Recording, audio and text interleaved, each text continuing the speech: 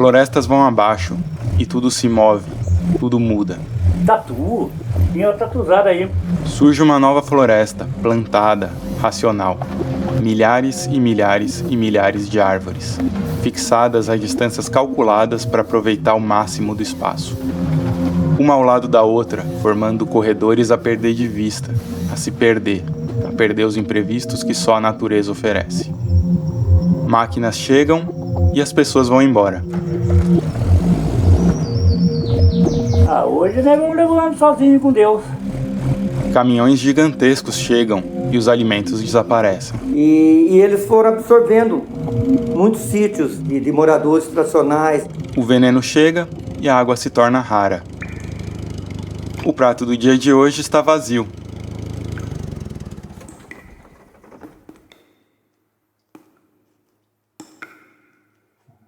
Eu sou João Pérez e esse é o Prato Cheio, podcast de Joio Trigo sobre alimentação.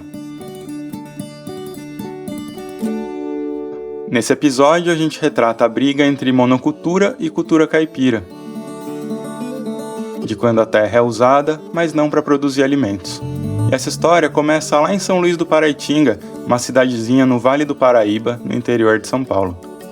Na casa do seu Bertino. E na questão de saúde, deixou alguma marca? A Dita morreu meio envenenada. Essa que aparece conversando com ele é a Virgínia Toledo. Ela é jornalista e luizense de nascimento. A Virgínia é quem vai nos guiar pelas ruas e pelas roças de São Luís. Ele pegou a bomba de veneno e enfiou dentro do poço d'água que vinha direto a água aqui. E acertou que nessa hora de beber água. Eu não estava aqui, não tinha mais gente. Se tivesse mais gente, ia ser pior. O seu Bertino se chama, na verdade, Isaltino Lobo de Oliveira. Mas por capricho de alguém em São Luís, ele ganhou esse apelido de seu Bertino. A companheira dele, a Benedita de Moraes Oliveira, era conhecida por todo mundo como Dona Dita. E é com ela que a gente queria conversar. Mas eu cheguei tarde. A Dona Dita morreu em 2019. Seria a retomada de um papo que eu tive 10 anos antes, lá na casa dela, que era uma casa na roça, tudo bem simples, com poucos móveis. A Dona Dita era famosa em São Luís por fazer um belo de um requeijão de corte, que era vendido ali mesmo, na área urbana da cidade. Imagina assim, que a área urbana de São Luís é uma meia dúzia de ruas onde moram 6.000 pessoas.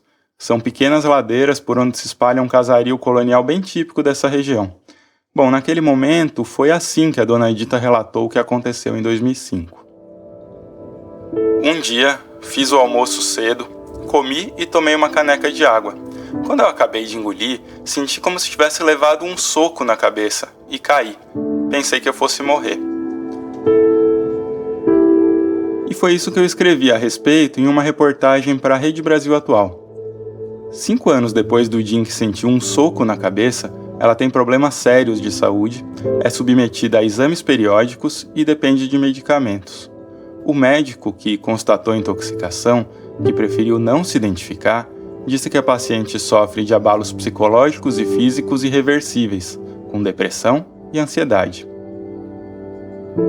Os problemas causados pelos agrotóxicos foram um dos aspectos mais marcantes para mim, numa longa investigação sobre o plantio de eucalipto e pinos no Brasil.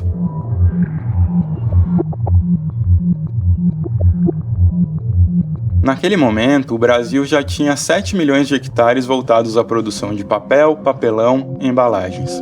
Os impactos ambientais e sociais eram uma discussão constante nas comunidades escolhidas para abrigar essas florestas plantadas. No Vale do Paraíba, e em particular ali em São Luís do Paraitinga, começavam a aparecer resistências a esse avanço. Hoje, para ter uma ideia, já são 10 milhões de hectares. Isso representa 14 vezes a área cultivada com banana, 5 vezes a área de arroz e 3,5 vezes a área de feijão. É como se todo o estado de Pernambuco estivesse coberto de eucalipto e pinos. Ele falou para ela mesmo. Igual enquanto o veneno estiver transitando no corpo, você vai viver. A hora que ele parar no lugar, você não vai aguentar. O Vale do Paraíba é uma região que fica um pedaço em São Paulo e um pedacinho no Rio de Janeiro, colado ali no sul de Minas Gerais. Hoje, as plantações de eucalipto são um acompanhante fiel de quem faz o trajeto de carro ou de ônibus entre as duas maiores cidades brasileiras. São plantações a perder de vista, com árvores perfeitamente alinhadas, perfeitamente iguais. Mas tem uma coisa que pode escapar aos olhos. Essas plantações no Vale do Paraíba já foram bem maiores, e o caso da Dona Dita ajuda a explicar por quê. 2 com 2 é 4, passa no engado. 2 com 2 é 4. Super tem essas canequinhas que a gente nem acha. Eu lembro da casa do meu vô Neneco. Ah, é. Lá tinha. Hoje a gente não acha mais. Qualquer Não, lugar, é difícil achar pra comprar, não é mesmo? É. E quando acha. Tá doce esse café? Eu nem sei o que Tá é. doce, tá chique. 2 séculos atrás, o Vale teve um grande ciclo de opulência com o café. Quem circulou ali pela região se deparou com casas grandes luxuosas, senzalas geladas, terras esgotadas e cidades desoladas. Em terra esgotada só cresce o capim, e é aí que vem a pecuária para carne e para leite.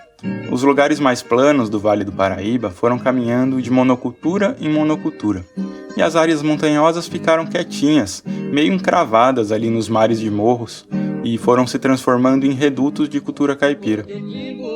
São Luís do Paraitinga, um pouco também pelo turismo, acabou ficando consagrada como esse lugar bem caipira. Eu me classifico como caipira, faço questão de não perder o sotaque, meu R é bem puxado e eu não perco. Cambuquira, guariroba, marmelo, mandioca, milho, feijão, carne de porco, mexido de feijão, arroz de suã, farofa de sá, galinhada. A culinária caipira é uma das bases para a formação da cozinha brasileira. E claro, essa culinária caipira absorveu muito da culinária dos guaranis e dos tupis, no formato do fogão, feito no chão, e no hábito de cozinhar de cócoras. E acima de tudo, no culto ao milho. Uma promessa São Miguel Arcanjo, pra mandar chuva pro milho brotar. O cheiro do capim molhado, das vacas, do café ralo passando pelo coador de pano, do biscoito de polvilho no forno, do bolo de laranja, pra mim, tudo isso é cheiro de cultura caipira. E pra você? Deixa o seu cheiro de cultura caipira lá no nosso Instagram, vai?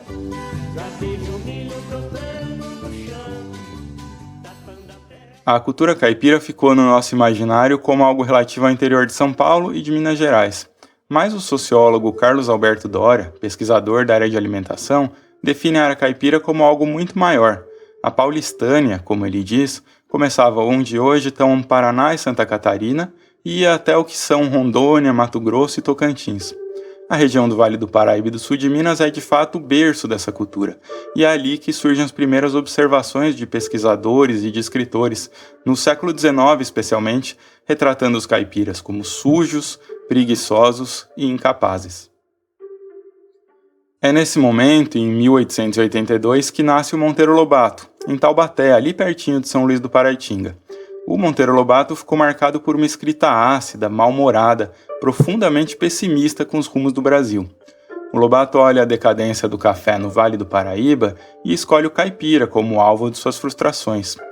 O Jeca Tatu, criado por ele, acabou se fixando como a grande tradução do imaginário popular sobre o caipira. Jeca e caipira são quase sinônimos, e sempre com uma conotação negativa, o chucro, atrasado, aquele que não quer trabalhar. O Monteiro Lobato ficou obcecado com a ideia de que o grande problema do Brasil eram as verminoses e a doença de Chagas, que naquela época eram de fato um problemaço. Ele dizia que as pessoas eram preguiçosas, e eram preguiçosas por causa dessas doenças. Logo, resolver era só uma questão de vontade do poder público em impor medidas sanitárias. Por exemplo, proibindo o pé descalço, que é uma forma de transmissão de verminoses. Uma parte do sucesso do Jeca se deve a uma campanha de publicidade bancada pelo Biotônico Fontoura. Bom, esse caos pode ficar para outro dia, mas a gente já vai dar uma palhinha. Basicamente, o fabricante do biotônico, que era amigo do Monteiro Lobato, comprou os direitos da história do Jeca e passou a imprimir exemplares à torto e à direito. Esses exemplares vinham com propagandas dos produtos e traziam a ideia de que o problema de verminose do Jeca se resolvia com o biotônico. Tinha até uma espécie de antes e depois do Jeca. O livro Problema Vital, Jeca Tatu e outros textos fala que foram 100 milhões de exemplares impressos até 1982.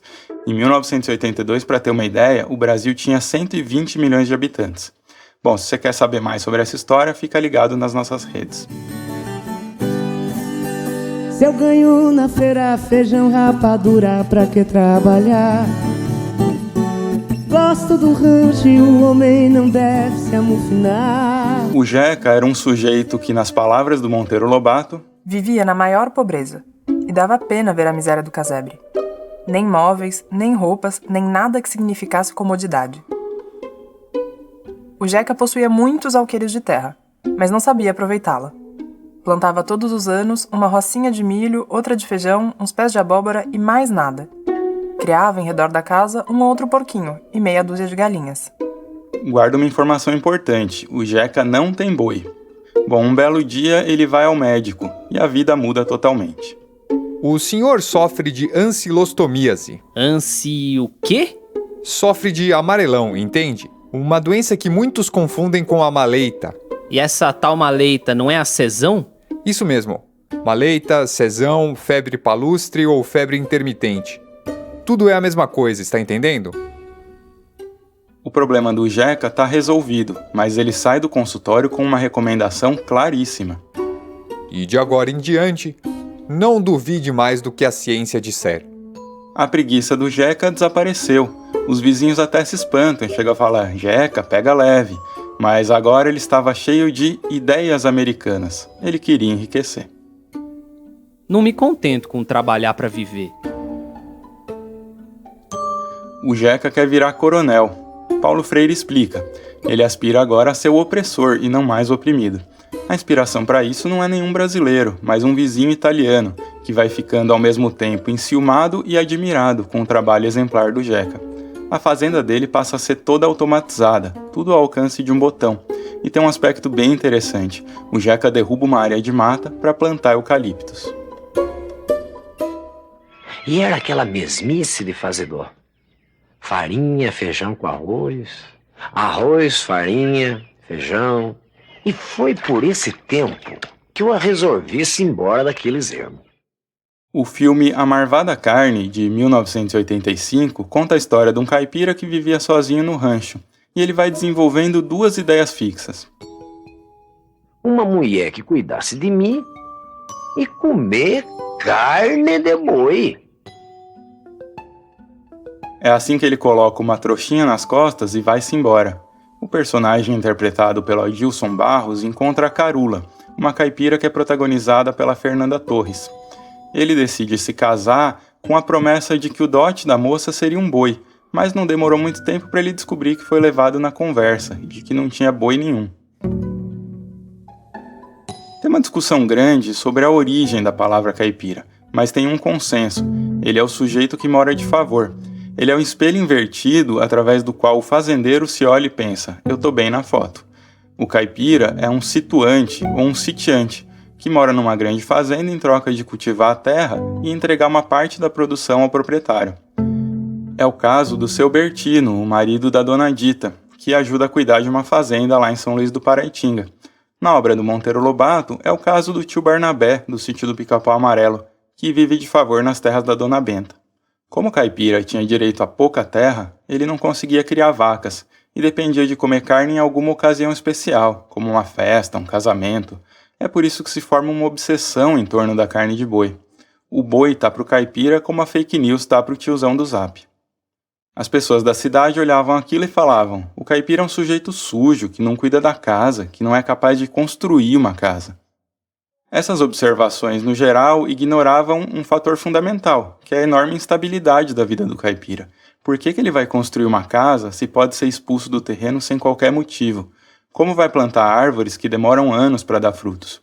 O milho, o feijão e o arroz são culturas que se casam perfeitamente com essa instabilidade, e assim vai se formando um elemento fundamental da culinária brasileira. Tem um livro chamado Os Caipiras de São Paulo, escrito por Carlos Rodrigues de Brandão. A gente separou uma frase dele. O caipira sai dito pelo que não é e adjetivado pelo que não tem. A observação da vida do caipira coloca ênfase nos aspectos que o diferenciam da vida na cidade, como controle do tempo e organização do trabalho. Na zona rural, o tempo é o tempo agrícola. O que importa são as semanas, os meses e os anos. Na cidade, o minuto e o segundo passam a ser relevantes, porque regem as relações sociais, como a escola e a fábrica. Tem um aspecto que parece irritar ainda mais. As relações dos caipiras são construídas sem dinheiro, na base do compadrio. Pensando numa comunidade caipira mais tradicional, a necessidade de acumular quase não existe, porque tudo se planta, se faz em casa ou se troca. Tem um conjunto de conhecimentos da vida na roça que eram invisíveis para os olhos do sujeito da cidade, e que então passa a tomar o caipira como um sujeito preguiçoso, abestado, ignorante. E de outro lado tem leituras românticas de um homem absolutamente respeitoso, honesto, sem defeitos. Uma das primeiras apresentações mais complexas sobre essa figura do caipira foi o livro do sociólogo e crítico literário Antônio Cândido, Os Parceiros do Rio Bonito, um livro muito gostoso de ler que foi publicado pela primeira vez nos anos 60. A gente gosta tanto que vai sortear um exemplar lá nas redes do Joio. Bom, essa é uma hora perfeita para a gente voltar lá para São Luís e conversar com a Virgínia.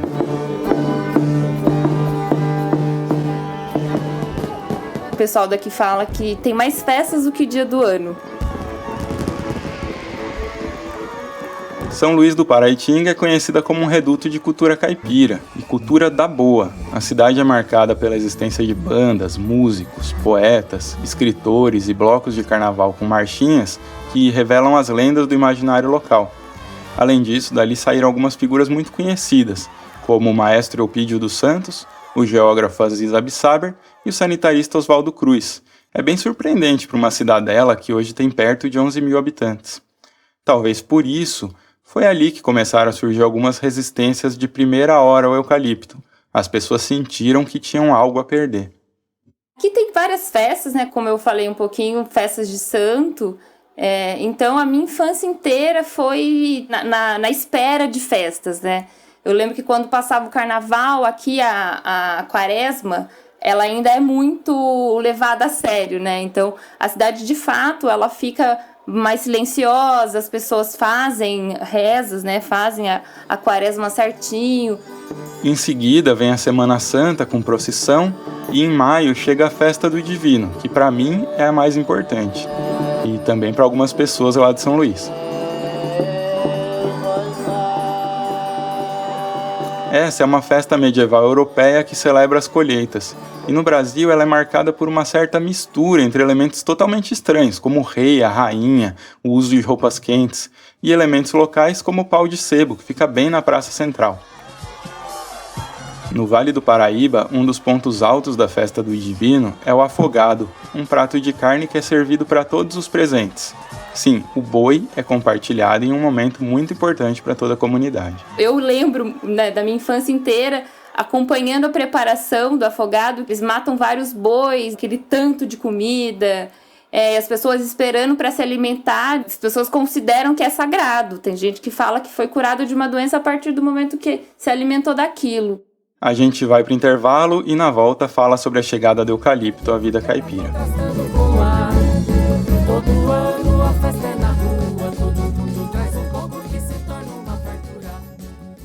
Oi pessoal, aqui é o Guilherme Zóquio, repórter do site O Joio e o Trigo que você conhece de outras quarentenas. Eu vim aqui para lembrar que o Prato Cheio é apoiado pela PRX e pelo Google Podcasts Creator Program. Essa temporada também tem o apoio da ACT Promoção da Saúde, do Instituto Ibirapitanga e da Fundação Irish Ball, organizações que atuam em prol da alimentação adequada. O seu apoio, além delas, também é fundamental. É só entrar em ojoiotrigo.com.br/contribua e escolher a maneira mais fácil que fica para você.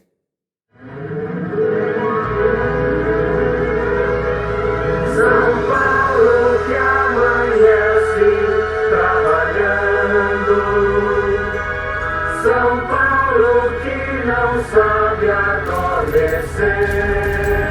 Sinfonia Paulistana, de Billy Blanco, foi a música que embalou o começo do dia de milhares de paulistanos durante décadas, no Jornal da Manhã da Rádio Jovem Pan. Inicialmente calma, contemplativa, a composição acelera, dando lugar ao frenesi da vida na cidade. portas de aço levantam, pessoas correm para São Paulo crescer, a cidade já não desperta, apenas acerta sua posição. E como diz a música, na pressa do paulista, trabalho é Padre Nosso, é a prece de quem luta e quer vencer.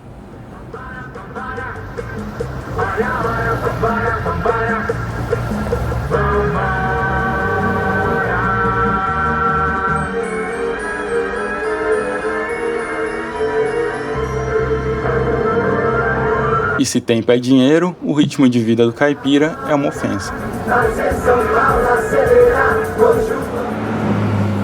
Mas a comunidade era mais livre, podia festejar nos seus dias de festa, nos dias de santo, né?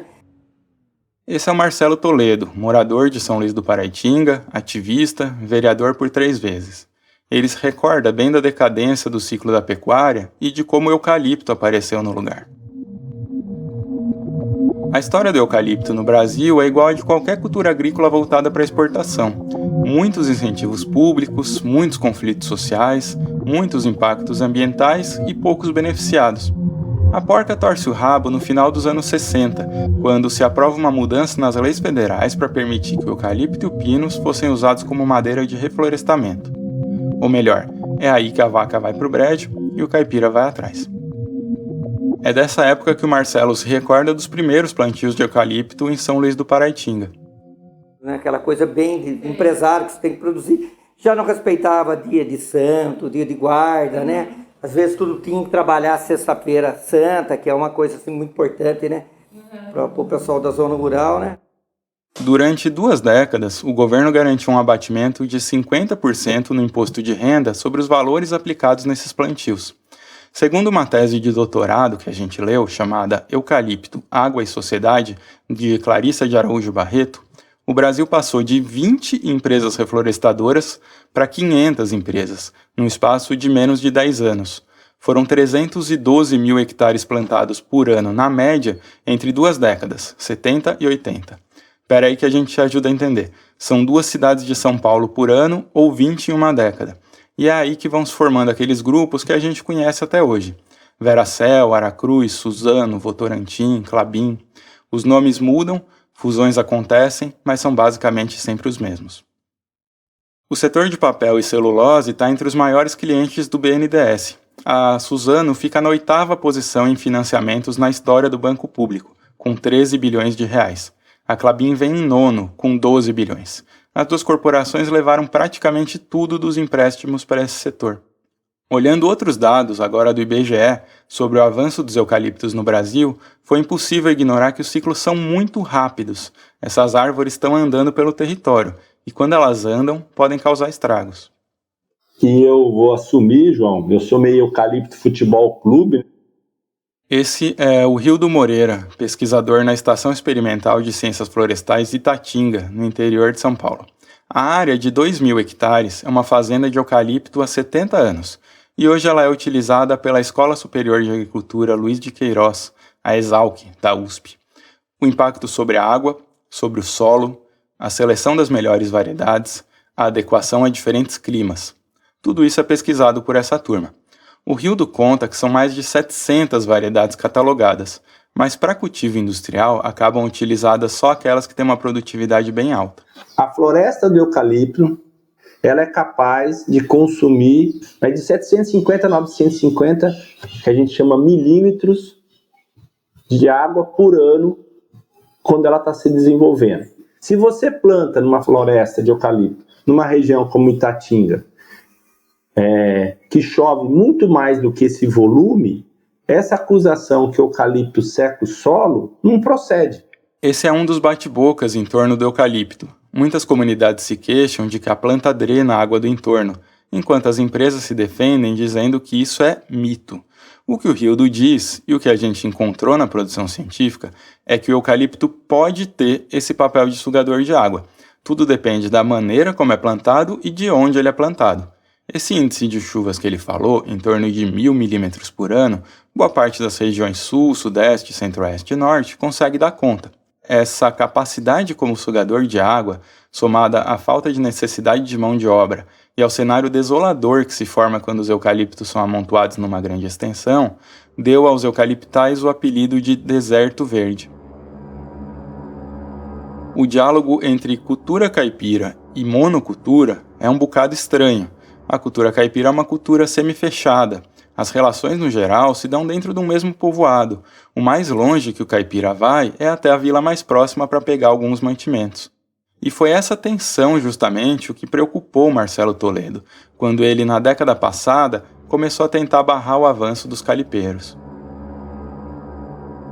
Se não quebra totalmente, mas ela vai rompendo, vai desmantelando os vínculos que tinha da comunidade, né?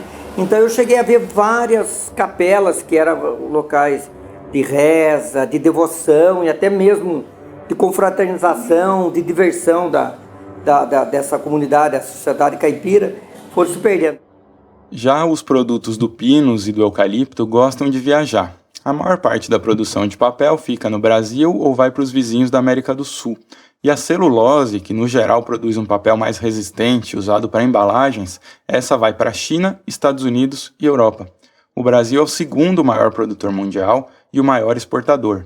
Com isso, a celulose passou a ser um dos principais itens da balança comercial. Foi o 6º item em 2020. O eucalipto chegou a ocupar em torno de 5% do território do Vale do Paraíba e quase 15% de São Luís. Essa árvore desconhece obstáculos e avançou até mesmo sobre áreas montanhosas que haviam escapado do café e da pecuária. Uma das pessoas com quem a gente conversou foi a Leda Nardi, moradora de São Luís e professora da rede pública. A gente queria entender como que o avanço da monocultura alterou as dinâmicas das sociedades caipiras. A Leda dá aula em escolas da zona rural.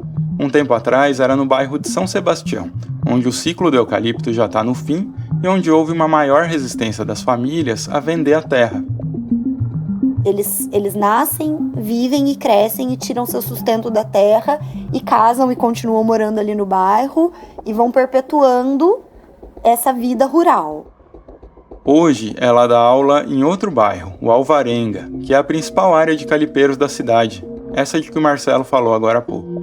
Esses alunos que transitam muito, eles são filhos de funcionários de grandes fazendas. Essa é uma boa hora para a gente voltar a falar da Festa do Divino, um festejo que, como a gente disse, deveria celebrar a colheita e passa a ser uma espécie de teatro do passado, porque a produção de alimentos vai se tornando mais escassa, a ponto de serem raros os proprietários que ainda têm condição de doar bois pro afogado. Então, antigamente, acabava uma festa, um tempo saía a cavalo. 20 e tantos anos atrás, a gente passava, se perdia 3, 4 dias aqui dentro do bairro, de tanta casa que tinha, né? Você vai vendo que ele também colaborava, assim, para esvaziar a zona rural, né? Porque não é interessante o município, de jeito nenhum, uma plantação tão grande. Escassez de água, perda de tradições locais e ainda tem outro bate-boca muito comum: venenos. Provar uma intoxicação por agrotóxicos é um grande desafio, como no caso da Dona Dita. É raro que uma pessoa tenha uma intoxicação aguda, ou seja, que tenha contato com o veneno e já apresente problemas. No geral, as intoxicações são crônicas. Os efeitos vão se produzir depois de meses ou de anos, e os sintomas se parecem com os de muitas outras doenças. As empresas do agronegócio argumentam que não foi comprovado o nexo causal, ou seja, a relação de causa e consequência entre venenos e doenças. Mas quando eu entrei na discussão do patrimônio cultural, desmantelamento das comunidades, eles não tiveram como rebater, né? Eu lembro. Como vereador, nos anos 2000, o Marcelo apresentou um projeto de lei que tentava proibir novos plantios. Não deu certo, mas ele conseguiu a atenção de um defensor público de Taubaté, o Wagner Giron de la Torre. E o tema foi esquentando. As empresas sabiam que se São Luís proibisse, poderia rolar um efeito dominó. O Wagner e o Marcelo conseguiram uma liminar para frear o plantio em São Luís até que fossem apresentados planos de impacto ambiental. Mas as ações movidas pelo defensor público nunca foram julgadas em definitivo. Apesar disso, foi uma desfeita suficiente para o eucalipto ir procurar novas freguesias. Hoje, segundo o IBGE, São Luís tem 4.500 hectares plantados, que é 1/3 do que já foi. A Leda se recorda de um episódio acontecido uns anos atrás, quando dava aula para o 9º ano dessa escola no bairro do Alvarenga, e é algo que tem bem a ver com esse ciclo. eu vivi um dos momentos mais maravilhosos da minha carreira como professora num assunto que tem muito a ver. Uma das corporações do setor enviou representantes à escola para uma apresentação sobre meio ambiente. Ao final, uma dessas representantes disse: e alguém gostaria de comentar alguma coisa? E foi então que uma aluna levantou a mão. Ela perguntou, mas vocês estão falando que o eucalipto não faz mal para o meio ambiente, mas a gente mora aqui, a gente sente, a gente vê. A recordação da Leda é de que as representantes da empresa ficaram desconcertadas, sem palavras. Os alunos estavam muito gratos à professora por tudo que havia sido discutido ao longo do ano a respeito de eucalipto, cultura caipira e meio ambiente. Daí, quando eu entrei na sala, eles fecharam a porta e eles me deram um abraço coletivo, assim, sabe? E isso foi uma vitória pra mim, foi um dos momentos mais gratificantes da minha carreira como professora, porque é pra isso que eu dou aula, sabe? Atualmente, o Marcelo tenta converter alguns eucaliptais em parques, já que depois que o eucalipto é cortado, no geral a terra fica esgotada. Ele quer que as empresas se responsabilizem por essa conversão. A dona Dita morreu sem direito à indenização numa ação movida contra a Votorantim, uma corporação que na época era responsável pela área de eucaliptos onde ela vivia. O seu Bertino passa os dias rodeado pelos calipeiros.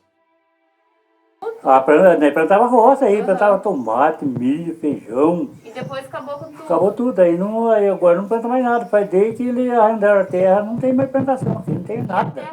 Enquanto isso, as plantações caminham.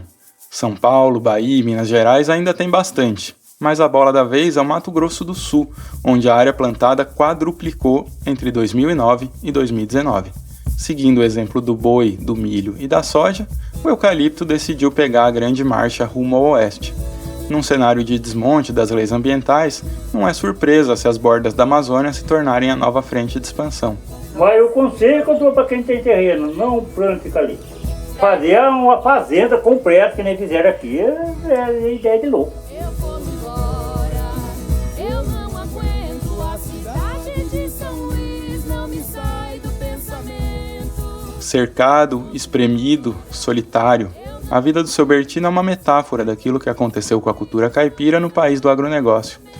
Tem uma chance cada vez mais remota de encontrar uma comunidade que não tenha sido empurrada por soja, milho, pecuária, na qual o tempo não tenha se convertido em dinheiro, e o dinheiro no grande motivo de ser. Isso é verdade, só que não. Quando a gente ajuda alguém por ajudar, sem ganhar nada em troca, quando a gente planta ou colhe alguma coisa, quando uma comunidade mantém laços de colaboração e de solidariedade, quando a gente abre mão de comprar alguma coisa porque se liga que não precisa, quando a gente larga o celular e vai apreciar as estrelas, quando a gente cria coragem de olhar na cara da Pauliceia desvairada e falar: foda-se, hoje eu tô sem pressa. Então, a gente tá sendo caipira, pelo menos por um dia. Sou caipira, Pirapora, Nossa Senhora. A pesquisa e o roteiro desse episódio foram feitos pela Virgínia Toledo e por mim, João Pérez. A locução foi feita por mim com a participação do Guilherme Zóquio e do Vitor Mattioli. A produção executiva dessa temporada é da Marina Yamaoka, com apoio da equipe de O Joio e o Trigo. A edição e a criação de som são de Vitor Oliveira. A lista completa das músicas usadas você encontra na descrição do episódio. As trilhas são da Blue Dot Sessions. Nós agradecemos o Fábio Nascimento pela sessão de sons do documentário Mata, que também compuseram esse episódio. O design do podcast é de Denise Matsumoto e Clara Borges, e quem cuida das redes sociais é a Amanda Flora. Um beijo e até a próxima.